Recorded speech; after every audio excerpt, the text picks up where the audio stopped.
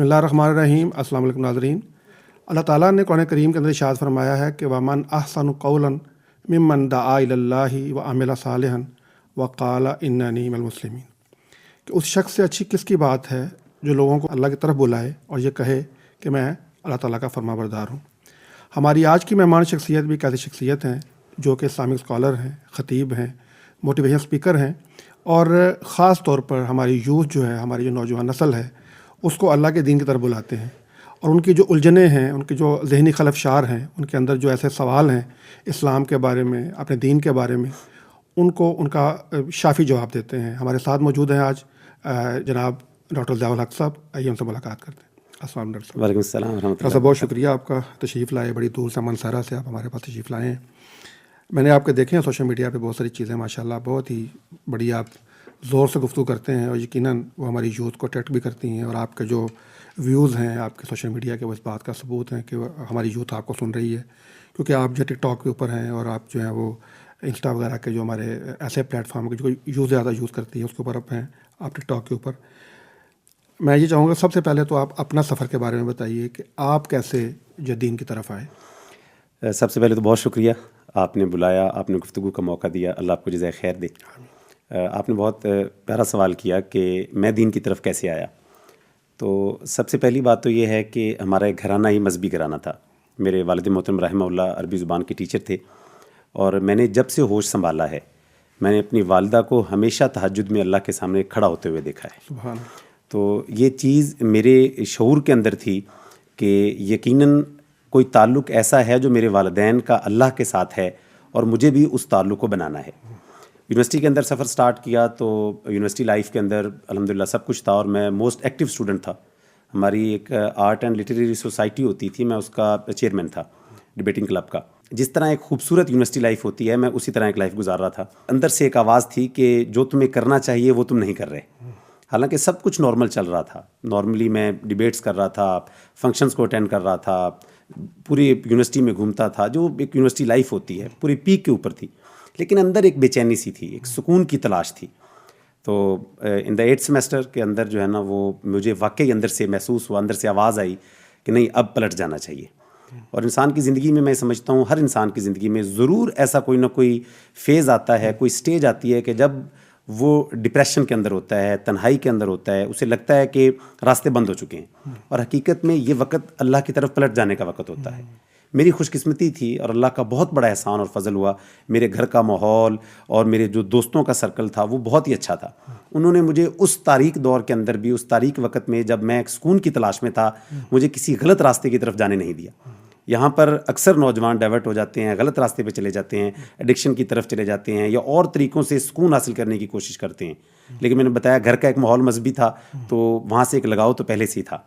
तो अल्हम्दुलिल्लाह वहाँ से अल्लाह का फ़ज़ल हुआ कि मैंने एक आज़ाद ज़िंदगी का आगाज़ किया। मैं यहाँ पे एक बात ज़रूर बताना चाहता हूँ कि हकीकत के अंदर इंसान जब अल्लाह के दीन की तरफ आता है तो वो आज़ादी का सफ़र शुरू करता है, वो तमाम ग़ुलामियों से आज़ाद हो जाता है। और जब इंसान अल्लाह के दीन की तरफ नहीं होता तो वो ये समझ तो रहा होता है कि मैं आज़ाद हूँ, लेकिन वो ग़ुलाम होता है किसी न किसी चीज़ का। वो कभी ख्वाहिशों का गुलाम, कभी ख्वाहिशों का गुलाम, अपने एनवायरनमेंट का गुलाम। तो हकीकी आज़ाद ज़िंदगी का आगाज़ मैंने अल्हम्दुलिल्लाह 8th सेमेस्टर अपनी डिग्री के बाद किया और अल्लाह के फ़ज़ल से, अल्लाह की तौफ़ीक से ये सफ़र आज तक जारी है। डॉक्टर साहब ये बताइए कि आपका ताल्लुक़ मनसहरा से है और आप फैसलाबाद में पढ़ रहे थे एग्रीकल्चर यूनिवर्सिटी के अंदर, तो आप तो ज़ाहिर घर से दूर थे ना, अपनी फैमिली से दूर थे, वालिदैन से दूर थे। तो यहाँ पे वो क्या चीज़ थी कि जिन्होंने आपको जो है ना वो रास्ता दिखाया और फिर मोटिवेट किया? मेरे बड़े मामू शेखुल हदीस हैं मौलाना ताहिर हुसैन अत्तर साहब। हकीकत में उनकी रहनुमाई कदम ब कदम मेरे साथ रही। यूनिवर्सिटी लाइफ के अंदर भी वो जब भी हमारे घर में आते थे तो मुझे वो मोटिवेट किया करते थे कि ज़्यादा तुम बहुत कुछ कर सकते हो। तो ये बात मेरे दिलो दिमाग पे नक्श थी। मैंने आपको पहले बताया कि मेरे अंदर से एक आवाज़ आती थी कि तुम्हें जो करना चाहिए तुम वो नहीं कर रहे। तो मामू जान जो है वो बार बार मुझे नसीहत करते रहते और कई साल करते रहे मुझे नसीहत। तो मैंने बताया 8th सेमेस्टर के अंदर वो बात दिल में उतर गई तो अल्लाह का एहसान हुआ कि फिर रास्ता मेरे लिए आसान हुआ। फिर मैं जब मानसरा के अंदर गया तो वहाँ पे मेरे दूसरे मामू हैं मौलाना डॉक्टर ज़ाहिद हुसैन साहब, उनकी सोहबत में और दीन का शगफ़ पैदा हुआ तो मेरे लिए रास्ते आसान होते गए।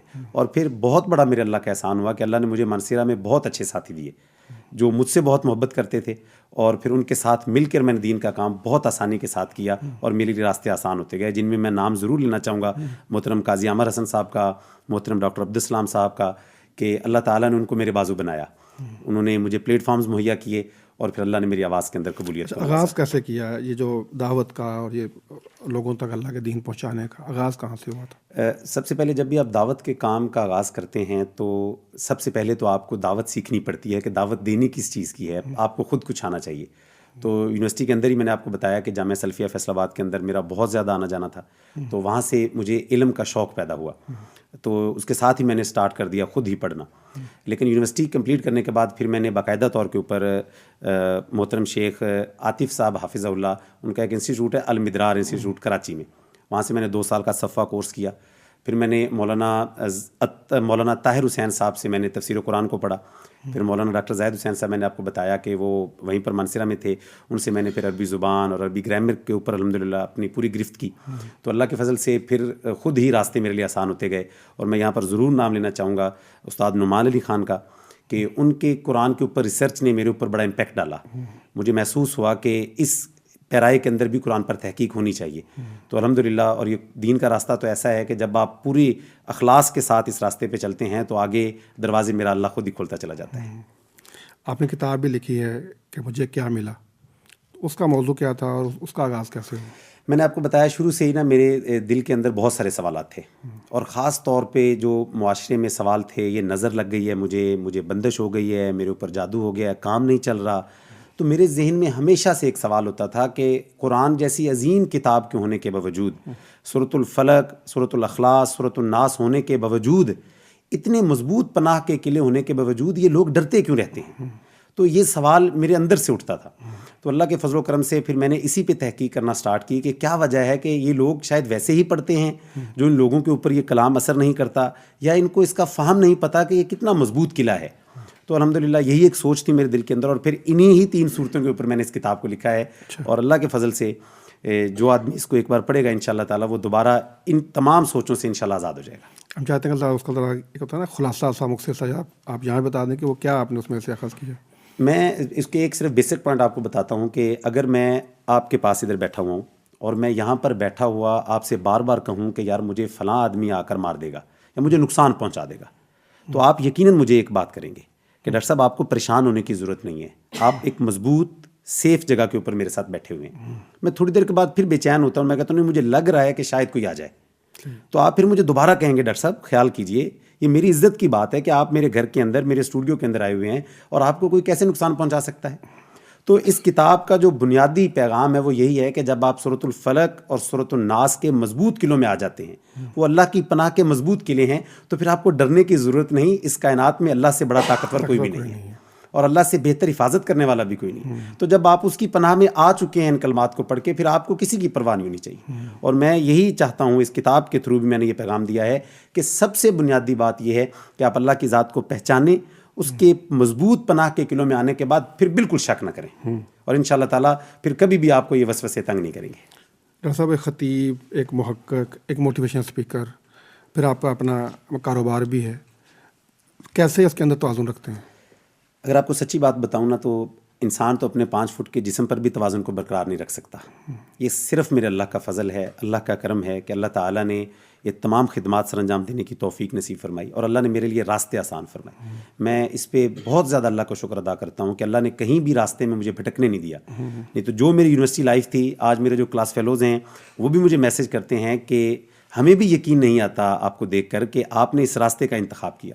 تو یہ خالصتاً میں سمجھتا ہوں میرے ماں باپ کی دعائیں ہیں, تو کہ آج میں الحمدللہ دین کا خادم ہوں اور دین کا طالب علم ہوں. اور میں اللہ سے یہی دعا کرتا ہوں اللہ تعالیٰ خود ہی میری اصلاح فرمائے. اور یہ توازن صرف اللہ کے فضل اور کرم سے ہی پیدا ہوتا ہے. انسان اگر کہے میں خود توازن پیدا کر لوں گا یا میں کچھ کر سکتا ہوں, تو یقیناً میں سمجھتا ہوں کہ یہ بات غلط ہے. میرے اوپر خالصتاً اللہ کا فضل ہے, اور اللہ تعالیٰ ہی تمام چیزوں کو میرے لیے بیلنس کرتے ہیں اور میرے لیے راستوں کو آسان کر دیتے ہیں. اللہ تعالیٰ آپ کے لیے اور آسانیاں فرمائے اور آپ کے لیے اور برکت سے نوازے آپ کو. ڈاکٹر صاحب, میرا سوال یہ ہے کہ یوتھ کے ساتھ آپ کا انٹریکشن ہوتا ہے, اور بہت زیادہ ہمارے یہاں عام طور پر یہ سمجھا جاتا ہے کہ یوتھ جو ہے وہ دین سے دور ہے اور الحاد کی طرف جا رہی ہے, تو آپ کیا سمجھتے ہیں اس کی کیا وجہ ہے؟ یہ بڑا بنیادی سوال ہے. حقیقت کے اندر یوتھ دین سے بہت زیادہ محبت کرتی ہے. ہم نے یوتھ کو دین کا تعارف ویسے کروایا نہیں جیسے ان کو کروانا چاہیے. مجھے اس کے اندر ایک گیپ لگتا ہے. حقیقت میں اللہ کی پہچان انسان کی فطرت کی آواز ہے, یعنی انسان کی ایک فطرت ہے کہ وہ کسی بڑے کی پناہ میں آنا چاہتا ہے. یہ انسان کی فطرت ہے، ہیومن سائیکالوجی ہے. تو جب انسان شعور کی منزلیں طے کرتا ہے تو جب آپ اس کو اللہ کا تعارف کروا دیتے ہیں تو پھر اسے کسی اور بڑے کی ضرورت نہیں رہتی. میں نے آپ کو پہلے بھی گزارش کی کہ ہم بچپن سے بچوں کو اللہ کی محبت اور اللہ کے خوف کی بجائے اپنی محبت اور اپنا خوف دیتے ہیں. تو جیسے ہی بچہ کالج یا یونیورسٹی میں جاتا ہے تو وہ پنجرہ جس میں ہم نے اس کو قید کیا ہوتا ہے اپنی محبت اور اپنے خوف کے پنجرے میں وہ آزاد ہو جاتا ہے اور پھر وہ اپنی مرضی کرنا شروع کر دیتا ہے. اس کو یہ لگتا ہے کہ میرا باپ یا میری ماں تو گاؤں میں بیٹھے ہیں یا فلاں شہر میں بیٹھے ہیں اور میں کسی دوسرے شہر کے اندر پڑھ رہا ہوں. اس کی بجائے اگر آپ بچپن سے بچے کے اندر یہ احساس پیدا کریں، بیٹا ہو سکتا ہے میں موجود نہ ہوں یا ہو سکتا ہے میں دنیا سے چلا جاؤں یا میں سفر کے اندر ہوں، لیکن یہ احساس ہمیشہ زندہ رکھنا کہ اللہ تمہیں دیکھ رہا ہے، اللہ تم سے محبت کرتا ہے اور اس زندگی کا تم نے آگے جا کے جواب دینا ہے. اگر آپ صرف ایک مرتبہ بچوں کے اندر یہ کانسیپٹ ڈال دیں گے تو اللہ تعالیٰ کی ذات خود بخود آہستہ آہستہ اس کے اندر اپنی معرفت کو نازل کرتی چلی جائے گی اور وہ خود ہی جیسے شعور کی منزلیں طے کرے گا تو اس کائنات پر غور و فکر کر کے وہ خود پکار اٹھے گا کہ اس کائنات کو بنانے والا کوئی ہے. تو الہاد کا تصور خود بخود ختم ہو جاتا ہے. تو آپ کیا سمجھتے ہیں کہ آپ انہیں یہ کس طرح سے یہ بات سمجھاتے ہیں یا بتاتے ہیں جب لوگ آپ کے پاس آتے ہیں یا آپ ان کے پاس جاتے ہیں؟ میں قرآن مجید کا یہ اسلوب اختیار کرتا ہوں جو قرآن مجید میں اللہ تعالیٰ نے کم و بیش 650 سے زائد آیات قرآن مجید میں ایسی ہیں جس میں اللہ رب العزت اس کائنات پر غور و فکر کرنے کی دعوت دیتے ہیں. تو میں ہمیشہ اپنے نوجوان بھائیوں کو جو مجھ سے سیشنز لیتے ہیں کاؤنسلنگ کے لیے، میں ان کو یہی کہتا ہوں کہ آپ صرف ایک مرتبہ خالی ذہن کے ساتھ اس کائنات پر غور تو کریں. مثال کے طور پہ آپ اگر کسی پہاڑ پر جائیں اور آپ کو ایک خوبصورت گھر نظر آئے تو آپ کبھی بھی یہ نہیں کہیں گے یہ اینٹیں خود اڑ کے آئیں، یہ سیمنٹ خود اڑ کے آیا اور یہ بلڈنگ بن گئی. تو جب آپ ایک عمارت کو دیکھ کر پورے یقین سے کہتے ہیں کہ اس عمارت کو بنانے والا کوئی ہے، تو پھر آپ اس سورج کے نکلنے اور غروب ہونے کو دیکھ کر یہ کیسے کہتے ہیں کہ یہ خود بخود ہو رہا ہے؟ کیا آپ غور نہیں کرتے جیسے اللہ قرآن میں دعوت دیتے ہیں ان فی خلق السماوات والارض واختلاف اللیل والنہار لآیات لأولی الالباب. اللہ کہتے ہیں آدم کے بیٹے اس زمین و آسمان پر غور کرو، تم دیکھو تو صحیح کہ کبھی بھی انگور کی بیل کے اوپر انار کا پھل نہیں لگا، کبھی سیب کے درخت کے اوپر کیلے نہیں لگے. تو یہ چیخ چیخ کر کائنات کہہ رہی ہے کہ اس کو بنانے والا کوئی ہے. اور میں ہمیشہ اپنے نوجوانوں سے یوتھ سے یہ بات کرتا ہوں کہ قرآن ایک اور چیلنج کرتا ہے وفی انفسکم افلا تبصرون، کہ اگر تم باہر غور نہیں کر رہے، تم یہ گمان کر رہے ہو یہ باد صبا اور باد سموم کا چلنا اور یہ تمام جو کچھ ہو رہا ہے کہ کبھی بھی گلاب کے پھول سے چنبیلی کی خوشبو نہیں آئی، اگر تم اس پہ بھی غور نہیں کر رہے تو قرآن کہتا ہے پہ ایک اور کیٹیگری ہے وفی انفسکم، تم اپنے وجود پہ غور کرو، تمہارا دل کون دھڑکا رہا ہے. میں جس زبان کے ساتھ آپ سے بات کر رہا ہوں یہ صرف گوشت کا ایک لوتھڑا ہے، گوشت تو میرے ہاتھ پہ بھی لگا ہوا ہے، میری گال پہ بھی لگا ہوا ہے، یہ والا گوشت کیوں نہیں بولتا؟ میری رگوں میں خون دوڑ رہا ہے، میرا دل دھڑک رہا ہے، میرے اپنا میدے جگر اور اپنے گردوں پہ میرا کوئی بھی قابو نہیں ہے، کوئی تو ہے نا جو اس نظام کو چلا رہا ہے. تو یہ قرآن کہتا ہے ان چیزوں پہ غور کرو. افلا تبصرون، کیا تم دیکھتے نہیں ہو؟ افلا تعقلون، کیا تم عقل نہیں رکھتے ہو؟ اولم یرو، یعنی قرآن بار بار ہمیں عقلی دلائل کے ساتھ اللہ کی ذات کو ماننے کی تلقین کرتا ہے. تو میں یہی الحمدللہ پیٹرن اختیار کرتا ہوں اللہ کے فضل سے، اور اس بات کو ہر آدم کا بیٹا، ہر انسان بڑی آسانی سے سمجھ جاتا ہے اور اس کا انکار نہیں کر پاتا کہ اس کائنات کو بنانے والا کوئی ہے اور وہی میرا اللہ ہے. یہ جو ممبر ہے، محراب ہے، ایک بڑا ایک دینی سا ایک چیز ہے. اچھا، آج کل ہمارے دور میں سوشل میڈیا ظاہری بات ہے کہ ایک بہت بڑا ٹول ہے اور آپ نے اس ٹول کو بڑا بھرپور ماشاءاللہ استعمال کر رہے ہیں اور کرتے ہیں. اب کیا لگتا ہے کہ وہ جو تاثیر ہوتی ہے ممبر پہ بیٹھ کے یا مسجد میں بیٹھ کے، جو آپ کی ایک فزیکل انٹریکشن کے ساتھ اور ایک بڑے کلوز سرکل میں بیٹھ کے جو ٹریننگ ہوتی ہے، اور وہ جو ہماری یہاں سوشل میڈیا کے اندر ہوتی ہے، بات پہنچتی ہے، ان دونوں میں فرق ہوتا ہے یا امپیکٹ ایک ہوتا ہے؟ میرے نزدیک ویسے ذاتی تجربے کے مطابق مجھے تو دونوں ایک ہی طرح لگتے ہیں. یعنی دونوں کے اندر جو بات کرنے والا ہوتا ہے وہ خواہ وہ خطیب ہے، خواہ وہ اسپیکر ہے، خواہ وہ پوڈ کاسٹ میں بیٹھا ہے یا وہ مائک کے اوپر کوئی ریکارڈنگ کر رہا ہے، یہ احساس ذمہ داری ہے جس کو میں فیل کرتا ہوں کہ دونوں صورتوں میں آپ نے دلائل کے ساتھ بات کرنی ہے. کیونکہ آپ کو آج کل بڑے پڑھے لکھے لوگ سن رہے ہیں، انٹلیکچوئل سوسائٹی ہے ہماری، یعنی وہ آپ کو ذہین ترین دماغ سن رہے ہوتے ہیں. تو آپ کو دلائل سے بات کرنی ہوتی ہے. تو اگر بندہ سامنے بیٹھا ہو یا آپ اس کو ریکارڈنگ کے ذریعے اپنی آواز پہنچا رہے ہیں، تو میرے خیال سے اگر آپ دلائل سے بات کرتے ہیں اور آپ کی بات دل سے نکل رہی ہے اور اس کے اندر اخلاص ہے تو اللہ تعالیٰ اس میں برکت ڈالتے ہیں اور وہ آواز پھر انسان کے دل تک پہنچتی ہے. اجلا صاحب، آپ کی ماشاءاللہ بہت فین فالوئنگ ہے، بڑا لوگ آپ فالو کرتے ہیں، فائدہ اٹھاتے ہیں. اچھا، آپ کو لگتا ہے کہ کسی موقع پہ یہ انسان کا امتحان بھی بن جاتا ہے؟ زیادہ فالوور کا شوق، زیادہ جو ہے نا ویوز آنے کی جو ہے وہ انسان کے لیے آزمائش بھی ہوتی ہے کسی وقت میں؟ بالکل، یہ واقعی بہت بڑا امتحان ہے اور اس امتحان میں کامیابی سے گزرنے کے لیے میں ہمیشہ اللہ سے دعا کرتا رہتا ہوں.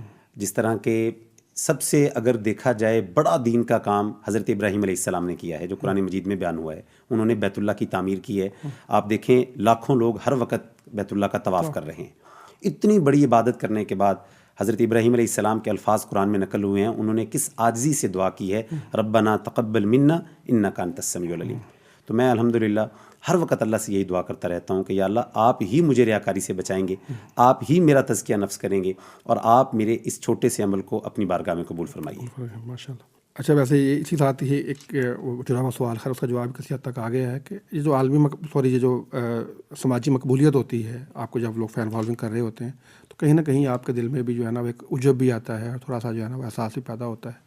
تو یقیناً اس کا علاج تو وہی ہے کہ بندہ جو ہے اپنی عجز جو انکساری جو ہے وہ اللہ کے حضور پیش کر دے کہ مالک تو ہی ہے اور تو ہی ہماری رہنمائی کرنے والا ہے. یہاں پہ ایک بات میں ایڈ کرنا اور چاہوں گا کہ جب آپ کی فین فالوئنگ زیادہ ہو جاتی ہے تو لوگ اپنا ایٹیٹیوڈ بدل لیتے ہیں یا ان کو بدلنا پڑ جاتا ہے. لیکن اللہ کا احسان ہے, میری ٹیم بڑی محبت کرنے والی ہے جو میرے تمام سوشل میڈیا پلیٹ فارمز کو ہینڈل کرتی ہے. میں نے ان کو پابند کیا ہوا ہے کہ آپ نے تمام کویسچنز کو رپلائی کرنا ہے تاکہ کسی کو یہ فیلنگ نہ آئے کہ اس بندے کی فالوئنگ تھوڑی سی زیادہ ہے تو اب یہ ہماری بات کا جواب نہیں دیتا.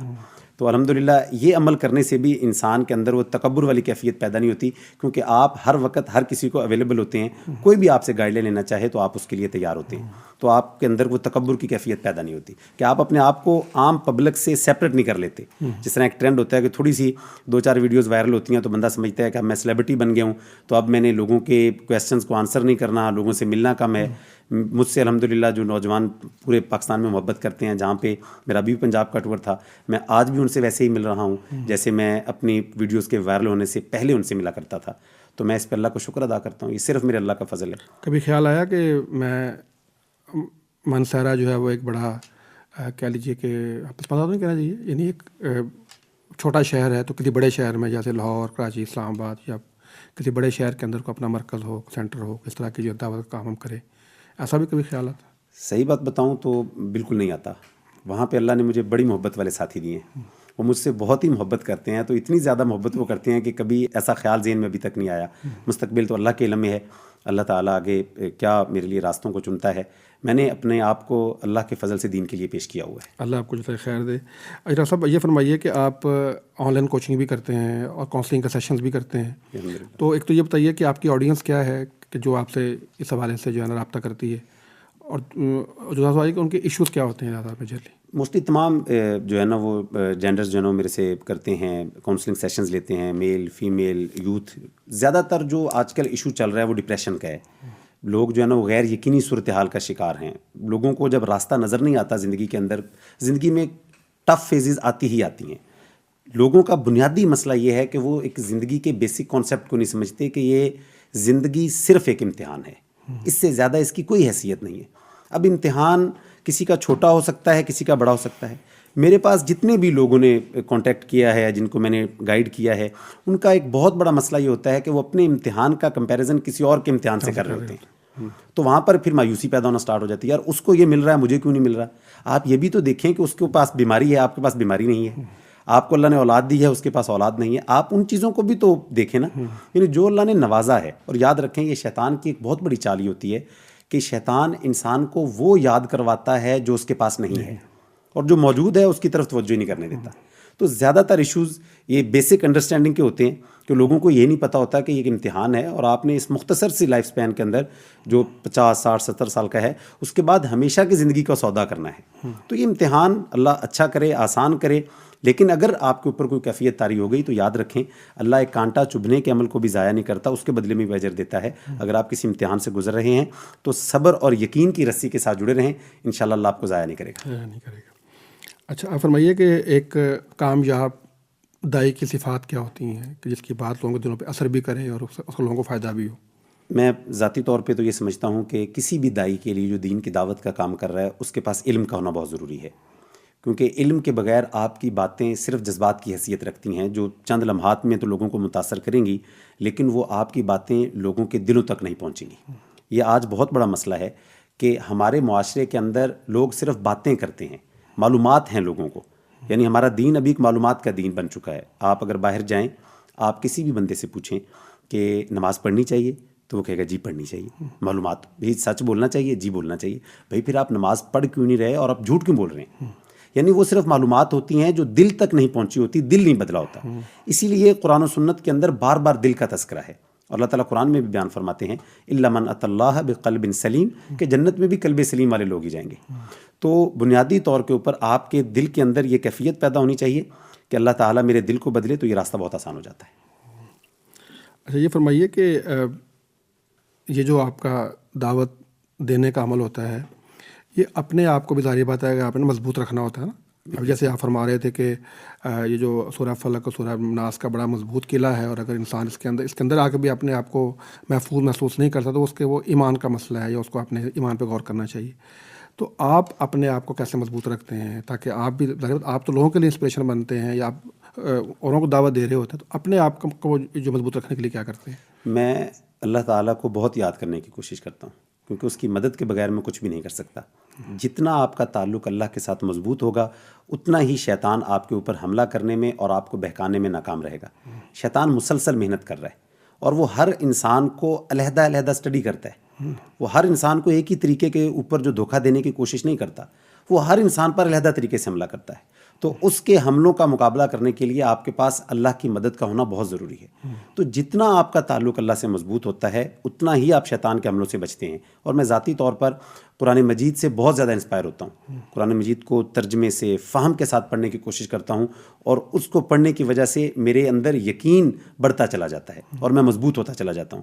اور الحمدللہ پھر میں کوشش کرتا ہوں کہ وہی مضبوطی میں لوگوں کو بتاؤں کہ اگر آپ اللہ کے ساتھ تعلق بنا لیں تو پھر آپ کو کسی بھی قسم کی پریشانی کی ضرورت نہیں ہے، کیونکہ اللہ سب کچھ کر سکتا ہے اور اسے سب کچھ کرنے کے لیے کسی کی ضرورت نہیں ہے. اچھا میں چاہ رہا ہوں تھوڑا سا ذرا اس کو میں اسپیسیفک کروں کہ آپ کا وہ قرآن پڑھنے کا معمول کیا ہے، یا آپ کی وہ جو قرآن پاک سے وہ جو انسپریشن لینے کا اس کا معمول کیا ہے آپ کا؟ اگر میں آپ کو صحیح طور پہ بتاؤں تو میں چند آیات پڑھتا ہوں، پھر اس پہ غور کرتا ہوں اور اس کو دل میں اتارنے کی کوشش کرتا ہوں، اور یہ سوال کرتا ہوں کہ مجھے ان آیات سے کیا ملا. میں ابھی انشاءاللہ میری بہت جلد سورہ یوسف کے اوپر ایک بک آ رہی ہے. میرے ذہن میں یہی سوال تھا کہ اللہ تعالیٰ عالم الغیب ہے، جو تمام واقعات جو ابھی تک ہو چکے ہیں ان سب کو جانتا ہے، اور جو قیامت تک ہوں گے ان کو بھی جانتا ہے. ان تمام واقعات میں سے اللہ نے حضرت یوسف علیہ السلام کے واقعے کو احسن القصص کہا ہے کہ یہ بہترین واقعہ ہے. تو پھر میرے ذہن میں یہ سوال پیدا ہونے لگ پڑا کہ یار یہ اتنا بہترین واقعہ دنیا میں ابھی اس وقت میں آپ سے بات کر رہا ہوں یہ بھی ایک واقعہ ہو رہا ہے، لکھا جا رہا ہے. روزانہ لاکھوں کروڑوں واقعات ہو رہے ہیں، اربوں واقعات ہیں. ان میں سے اللہ نے حضرت یوسف علیہ السلام کے واقعے کو احسن القصص کیوں کہا ہے؟ تو کیا وہ واقعہ اتنا ہی ہے کہ حضرت یوسف علیہ السلام کو کنویں میں ڈالا گیا، پھر آپ عزیز مصر کے گھر میں غلام بن کے گئے، پھر آپ ادھر سے آپ پر الزام لگا اور آپ جیل میں چلے گئے اور آپ مصر کے بادشاہ بن گئے، اور آپ نے پھر اپنے اہل و عیال کو اپنے پاس بلا لیا اور خواب کی تعبیر مکمل ہو گئی؟ تو میرے دل نے کہا نہیں، ایسا ہو نہیں سکتا. یہ 5-6 باتوں کا واقعہ، اس کو اللہ نے حسن القصص نہیں کہا، بلکہ یہ جو اس پوری صورت کی ہر آیت ہے اس کے اندر اللہ تعالیٰ مجھے کوئی پیغام دے رہے ہیں. اس پیغام پر جب غور کیا تو پتہ چلا کہ یہ تو ایک سمندر ہے کہ جس میں ہر آدمی اپنی استطاعت کے مطابق غوطہ لگا سکتا ہے، لیکن کوئی دعویٰ نہیں کر سکتا کہ میں نے سارے پانی کو لے کر میں باہر آ گیا ہوں، سارے موتی میں نکال لیے، یا میں نے سارا پانی نکال لیا ہے. آپ اپنی استطاعت کے مطابق جائیں گے اور جتنا ایک مستفید ہو سکتے ہیں اتنا مستفید ہو لیں گے. قیامت تک لوگ آتے رہیں گے لیکن قرآن مجید کے خزانے کبھی ختم نہیں ہوں گے. تو میں تھوڑا قرآن پڑھتا ہوں لیکن میں اس کو سمجھنے کی کوشش کرتا ہوں، اور میں اللہ سے مسلسل دعا کرتا ہوں کہ یا اللہ اس کا فہم میرے دل میں ڈال دے تاکہ مجھے بھی سمجھ آئے اور میں تیری توفیق سے پھر یہ لوگوں کو بھی سمجھا دوں. اچھا دلوں کا اطمینان حاصل کرنے کا جو طریقہ ہے وہ اللہ کا ذکر ہے، تو آپ کوئی مخصوص اذکار کرتے ہیں؟ میں الحمدللہ اذکار صبح شام کے اذکار تو روٹین میں کرتا ہوں اللہ کے فضل سے، اور میں ایک ذکر بہت کثرت کے ساتھ کرتا ہوں، سبحان اللہ والحمدللہ ولا الہ الا اللہ واللہ اکبر لا حول ولا قوت الا باللہ. ایک یہ ذکر الحمدللہ میں کثرت سے کرتا ہوں، اور ایک دوسرا ذکر جو تمام اذکار سے میں سمجھتا ہوں کہ انسان کو اللہ کی معرفت زیادہ دیتا ہے، لا الہ الا اللہ وحدہ لا شریک لہ لہ الملک ولہ الحمد وہو علی کل شیء قدیر. جو آدمی بھی ان 2 اذکار کو پورے فہم سے پڑھے، میں سمجھتا ہوں کہ اس کو اس دنیا میں کسی بھی چیز کے اندر اتنی مٹھاس نہیں ملے گی جتنی اس شخص کو ان کلمات کے اندر ملے گی. جزاک اللہ خیر. اچھا ڈاکٹر صاحب یہ بتائیے کہ ڈیجیٹل دور ہے، ہر بندے کے ہاتھ میں اسمارٹ فون ہے، سوشل میڈیا ہے، سوشل میڈیا کی جو ہے وہ آپ کا ڈسٹریکشن بھی بہت زیادہ ہے. ظاہر بات ہے کہ وہ آپ کو ایک سیکنڈ کے اندر جو ہے نا وہ آپ کو کہیں نہ کہیں پہنچا دیتا ہے. آپ ایک میسیج دیکھنے کے لیے یا ایک نوٹیفیکیشن دیکھنے کے لیے موبائل نکالتے ہیں, اس کے بعد آپ 15-20 منٹ جو ہے وہ اسی میں اسکرولنگ میں لگ جاتے ہیں. اس چیلنج کو نمٹنے کے لیے جو ہے نا وہ آپ کے پاس کیا تدبیر ہے یا کیا آپ کے پاس حل ہے؟ میں یہ سمجھتا ہوں کہ آج کے دور میں برائی اس وجہ سے نہیں پھیل رہی کہ برے لوگ زیادہ ہو چکے ہیں. برائی اس وجہ سے زیادہ پھیل رہی ہے کہ اچھے لوگوں نے کام کرنا چھوڑ دیا ہے. ہم رزلٹ اورینٹڈ ہو جاتے ہیں کہ میرے کام کرنے سے کیا فرق پڑے گا. حالانکہ اللہ تعالیٰ نے کہیں پر بھی یہ نہیں کہا کہ میں تم سے رزلٹ کا سوال کروں گا. اللہ تعالیٰ قرآن مجید میں یہ ارشاد فرماتے ہیں کہ وَأَنَّ سَعْيَهُ سَوْفَ يُرَىٰ, میں تمہاری قیامت کے دن کوشش کو دیکھوں گا. تو میں یہ بڑا شکر اللہ کا ادا کرتا ہوں کہ اللہ تعالیٰ مجھے اور میری ٹیم کو, اور جس طرح آپ بھی ماشاء اللہ کام کر رہے ہیں, اللہ تعالیٰ ہم کوشش کر رہے ہیں, اللہ تعالیٰ ہمیں اس کوشش کرنے کی توفیق دے رہا ہے. تو میں سمجھتا ہوں کہ اگر جتنے بھی لوگ دین کا شعور رکھتے ہیں وہ اپنے اپنے سرکل کے اندر کوشش کریں, اور اپنی کوشش کا کمپیریزن کسی کی کوشش کے ساتھ نہ کریں کہ وہ تو یہ کر رہا ہے, اس کا امپیکٹ زیادہ ہے. ہو سکتا ہے اللہ نے آپ کی دعوت کا سرکل اتنا رکھا ہو, آپ کام کرتے جائیں گے, اور انشاءاللہ تعالیٰ اگر وہ 10 ویڈیوز بھی ایسے دیکھتا ہے نا, تو آپ کی ایک ویڈیو جائے گی اور انشاءاللہ تعالیٰ ان 10 ویڈیوز کے اثرات کو ختم کر دے گی. تو زیادہ سے زیادہ کانٹینٹ بہترین کوالٹی کا وہ اپلوڈ کرتے رہنا چاہیے. یہ بھی عبادت ہے, یہ بھی دین کی دعوت ہے. جب ہم سارے جو شعور رکھتے ہیں یہ کام کریں گے اور اس کام کو بھی دین کا کام سمجھیں گے, تو انشاءاللہ تعالیٰ یہ کوئی چیز مانی نہیں رکھتی کہ وہ زیادہ کام کر رہے ہیں. انشاءاللہ تعالیٰ جب حق آ جاتا ہے تو باطل خود بخود مٹ جاتا ہے. اچھا, کبھی ایسے ہوا کہ بڑا کوئی انسپائرنگ یا بڑا کوئی موٹیویشنل قسم کا کوئی واقعہ ہوا ہو, یا ایسا شخص آپ سے ملا ہو, ایسا نوجوان ملا ہو جس نے آپ کو بڑی کوئی, یعنی آپ کو بھی کوئی ایک اور سمجھ دے دی ہو, یا بڑا کوئی کرٹیکل قسم کا کوئی واقعہ آپ کے سامنے پیش آیا ہو؟ میں ابھی 2 دن پہلے کا ہی واقعہ آپ کو بتاتا ہوں کہ میری ٹیم جب ٹور کو پلان کر رہی تھی تو ہم سے نا ایک بھائی نے کانٹیکٹ کیا کہ میری بہت بڑی خواہش ہے کہ آپ میری ملاقات کے لیے میرے پاس آئیں. تو ہمارا ایک پروگرام لاہور میں تھا, تو میں نے بھائی سے کہا کہ اپنے ڈاکٹر بلال صاحب کو میں نے کہا یار ان سے معذرت کریں, یہ بھائی نے جتنی محبت سے میسیج کیا ہے نا, میرا دل کر رہا ہے کہ میں اس سے جا کے ملوں. میں گیا ان بھائی سے ملنے کے لیے. فیصل آباد میں پیچھے ایک قصبہ تھا, ان سے ملنے کے لیے 2 دن پہلے گیا. تو وہ بھائی کہتا کہ میں اپنی والدہ کے ساتھ ویڈیو دیکھ رہا تھا, تو آپ کا جو ہے نا وہ انسٹا کا اکاؤنٹ میرے سامنے آ گیا. تو میں اور والدہ پھر 1.5 گھنٹے تک ہم آپ کی ویڈیوز دیکھتے رہے دونوں بیٹھ کے. تو میں نے والدہ سے کہا آپ دعا ایک بار کر دیجئے کہ میں جیتے جی ایک مرتبہ ڈاکٹر صاحب سے مل لوں. تو وہ کہنے لگا کہ میری والدہ نے ادھر ہی بیٹھ کے دعا کی کہ اللہ تمہاری ملاقات ڈاکٹر صاحب سے کروائے. میں تو خود ایک طالب علم ہوں, اللہ تعالیٰ سے رحمت کا طلبگار ہوں. تو وہ اس کی والدہ کی دعا میں اتنی طاقت تھی کہ میں نے اپنا ایک پروگرام کینسل کیا اور اس کو نہیں آنا پڑا ملنے کے لیے. میں خود پوری ٹیم کے ساتھ اپنی پوری ٹیم کو لے کر اس کے گھر میں, اس کے ڈرائنگ روم میں اس سے ملنے کے لیے چلا گیا. تو اس بات نے مجھے بڑا موٹیویٹ کیا کہ انسان کی دعا کے اندر کتنی طاقت ہوتی ہے کہ آپ جس سے ملنا چاہیں, جو بھی مانگیں, اللہ تعالیٰ اگر قبول کر لے تو اللہ تعالیٰ کو کوئی بھی مجبور نہیں کر سکتا اور اس کے آگے کوئی رکاوٹ کھڑی نہیں کر سکتا. تو مجھے لگا کہ جو لوگ دین سے محبت کرتے ہیں دین کی وجہ سے ہمارے ساتھ, ان کے لیے ہمیں اپنا ٹائم دینا چاہیے, ان کے قریب ہونا چاہیے, اور ہمارا تھوڑا سا عمل ان کی طرف جانا ان کے لیے بہت بڑی موٹیویشن کا باعث بنتا ہے. ہمیں فاصلہ نہیں رکھنا چاہیے. تو یہ میرے لیے ایک بڑی اچھی بات تھی کہ لوگ محبت کرتے ہیں اور لوگ ہم جیسے فقیروں سے بھی ملنا چاہتے ہیں. تو میں اپنے بھائیوں سے ہمیشہ کہتا ہوں, اپنی ٹیم سے کہتا ہوں کہ جو بھی ملنا چاہے, اور میں اکثر اپنی ویڈیوز میں بھی کہتا ہوں کہ میں مانسیرا میں ہر بندے کے لیے ہر وقت اویلیبل ہوں. آپ آئیں, ملاقات کریں, میں آپ کا بھائی ہوں, آپ کے قریب بیٹھوں گا, آپ سے سیکھوں گا اور آپ سے بات کروں گا. ماشاءاللہ. ڈاکٹر صاحب, آپ جس طرح یوتھ سے بات کرتے ہیں تو آف کورس ہم یوتھ کو تو یعنی فوکس کرتے ہیں یا اسے تو ہم مخاطب ہوتے ہیں. آپ کو لگتا ہے کہ ہمیں والدین کو بھی یعنی ایڈریس کرنے کی ضرورت ہے؟ ان کے یہاں بھی کچھ تربیت کے ایشوز ہیں اپنے بچوں کو کے حوالے سے, یا ان کو بھی کوئی نصیحت کی ضرورت ہے اس حوالے سے کہ آپ بچوں کی تربیت کیسے کریں؟ یقیناً ایک سخی باپ کا بیٹا ہی سخی ہوتا ہے, اور ایک نیک والدہ کی اولاد ہی نیک ہوتی ہے. لیکن اگر اللہ تعالیٰ نے اولاد کو شعور دے دیا, یہ بھی ہو سکتا ہے جس طرح آپ فرما رہے ہیں کہ ہو سکتا ہے کہ اولاد کو اللہ نے شعور دے دیا ہے, تو میں سمجھتا ہوں کہ اولاد کے اوپر بہت زیادہ ذمہ داری ہے کہ وہ بڑے آسن طریقے سے ادب کے دائرے میں رہتے ہوئے, کیونکہ امام ابن قیم رحمہ اللہ کا قول ہے کہ الدین کلہ ادب, دین سارا ادب ہے. تو ادب کے دائرے میں رہتے ہوئے اپنے والدہ محترمہ کے, اپنے والد محترم کے پاؤں کو دباتے ہوئے بڑے آسن طریقے کے ساتھ ان کے اندر بھی دین کا شغف پیدا کرنا چاہیے. اور انشاءاللہ تعالیٰ اگر وہ کوشش کریں گے اور مسلسل دعا کریں گے تو والدین کی دعا بھی اللہ تعالیٰ اپنے اولاد کے بارے میں قبول کرتے ہیں, اور اللہ رب العزت اولاد کی دعا بھی والدین کے بارے میں قبول کرتے ہیں. ان کی بھی تربیت کے لیے کوشش کرنی چاہیے, کیونکہ ہم سب طالب علم ہیں, اور طالب علم بن کے سیکھتے رہنا چاہیے، اور کسی بھی عمر میں آپ دین کو سیکھ سکتے ہیں۔ ڈاکٹر صاحب آخر میں میں چاہوں گا کہ آپ پیغام ٹی وی تشریف لائے ہیں، تو پیغام ٹی وی کے بارے میں آپ کے تاثرات جو باہر تھے اور جو پھر آپ کے آنے کے بعد۔ میں آپ کو سچی بات بتاؤں، مجھے آپ کی پروفیشنلزم کو دیکھ کے بہت اچھا لگا۔ آپ نے مجھے اسٹوڈیو وزٹ کروایا، میں اللہ سے دل سے دعا کرتا ہوں اللہ تعالیٰ آپ کو دن دگنی رات چگنی ترقی نصیب فرمائے، اور جو آپ خیر سے اور اخلاص سے کام کر رہے ہیں اللہ رب العزت اس پر برکتوں کی بارش نازل فرما دے۔ آمین۔ ڈاکٹر صاحب آپ کے لیے بھی بہت ساری دعائیں ہیں، اللہ تعالیٰ آپ سے دین کا کام لے، آپ سے راضی ہو، ماشاءاللہ بہت اچھا کام کر رہے ہیں، اور بڑا آپ اللہ تعالیٰ نے آپ کو جو ہے نا وہ ایک ملکہ دیا ہے کہ آپ لوگ یوتھ سے مخاطب ہوتے ہیں۔ یوتھ سے بات ہمارے یہاں ماشاءاللہ پاکستان میں بہت سارے لوگ ہیں، اسکالر ہیں، یوتھ کلب ہے، المدرار ہے، اور بہت سارے ادارے ہیں، تو ماشاءاللہ آپ بھی اس کے اندر ایک بڑا خوبصورت اضافہ ہیں۔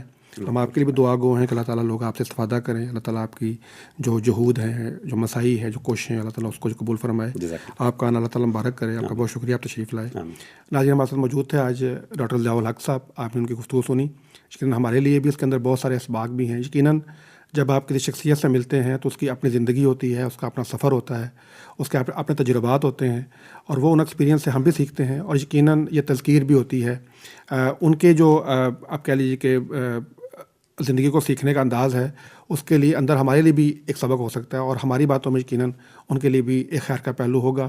اس دعا کے ساتھ کہ اللہ تعالیٰ ہمارے اس خیر کے سفر کو ہمیشہ کامیابی کے ساتھ آگے بڑھائے، اور ہمیں یہ خیر اوروں تک پہنچانے کی توفیق عطا فرمائے۔ اجازت دیجیے، اللہ حافظ۔